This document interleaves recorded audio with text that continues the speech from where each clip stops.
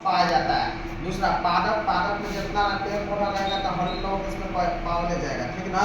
Simple बात है कि पादप में रहेगा तो हरित लवण इसमें पाया जाता है। और जंतु कोशिका में हरित लवण खंडी में पावे से क्या फायदा, कुछ होना, तो इसमें हरित लवण नहीं पाया जाता है। इसके बाद इसमें लाइसोसोम नहीं पाया जाता है। लाइसोसोम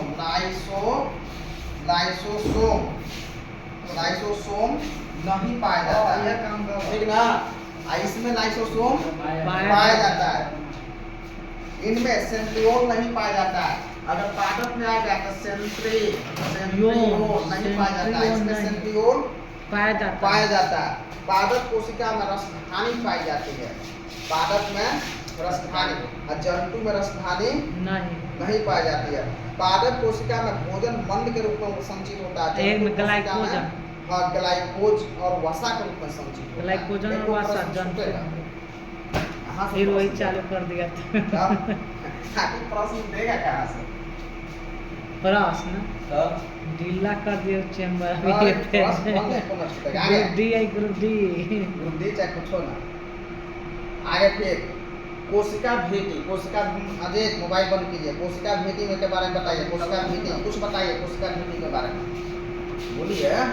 रोज का और केवल पादप कोशिकाओं में पाया जाता है। किसमें पाया जाता है? कोशिका भित्ति केवल पादप। हाँ, कोशिका भित्ति केवल पादप कोशिका में पाया जाता है। और किसका बना होता है? सेल्यूलोज का। और यह कोशिका को निश्चित आकार प्रदान करता है। कोशिका का क्या प्रदान करेगा? निश्चित आकार। चलिए यहाँ तक क्लियर। आगे हम लोग चलते हैं कोशिका झिल्ली। अब कोशिका झिल्ली के बारे में दूसरा नंबर कोशिका झिल्ली। कोशिका झिल्ली,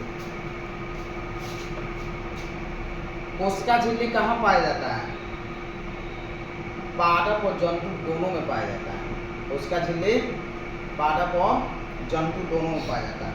जंतु कोशिका चारों तरफ से अत्यंत महीन पारदर्शक अर्धपरागम्य झिल्ली घिरी रहती है, जिसे जीव द्रव कहते हैं। जिसे कोशिका झिल्ली कहा जाता है।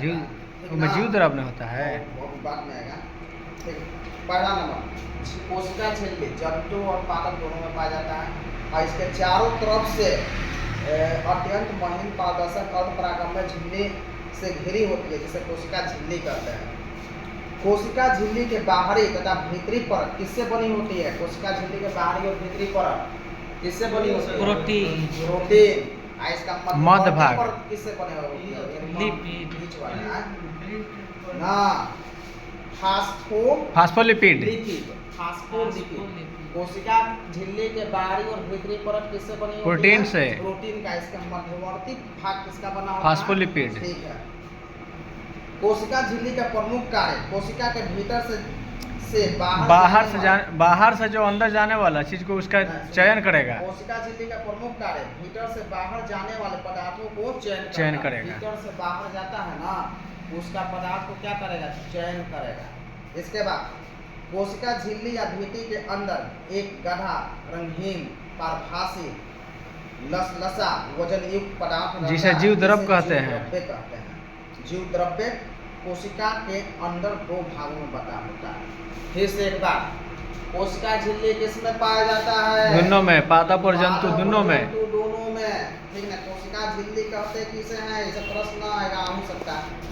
जंतु कोशिका के चारों तरफ अत्यंत महीन पारदर्शक अर्धपरागम्य झिल्ली घिरी रहती है, जिसे कोशिका झिल्ली कहते हैं। कोशिका झिल्ली की बाहरी और भीतरी परत किससे बनी होती है? प्रोटीन से। प्रोटीन में। मध्यवर्ती भाग किससे बना होता है? फास्फोलिपिड। हाँ, ठीक है। कोशिका झिल्ली का प्रमुख कार्य क्या है? अंदर से बाहर जाने वाली, हाँ, भीतर से बाहर जाने वाले पदार्थ को चयन करना, ठीक ना। कोशिका झिल्ली या भीति के अंदर एक गधा रंगहीन परभासी लसलसा वजन युक्त पदार्थ होता है, जिसे क्या कहते हैं? जीव द्रव्य कहते हैं, ठीक। अब कोई दिक्कत ना। जीव द्रव्य के कोशिका के अंदर दो भागों में बटा होता है। कौन कौन?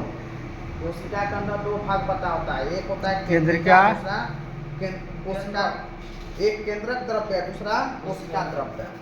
जीव द्रव्य दो भागों में बटा होता है। अब हम लोग पढ़ेंगे यहाँ। एक है, पहला क्या है? केंद्रक। केंद्रक द्रव्य, कोशिका द्रव्य। और दूसरा हो जाएगा आपका कोशिका द्रव्य।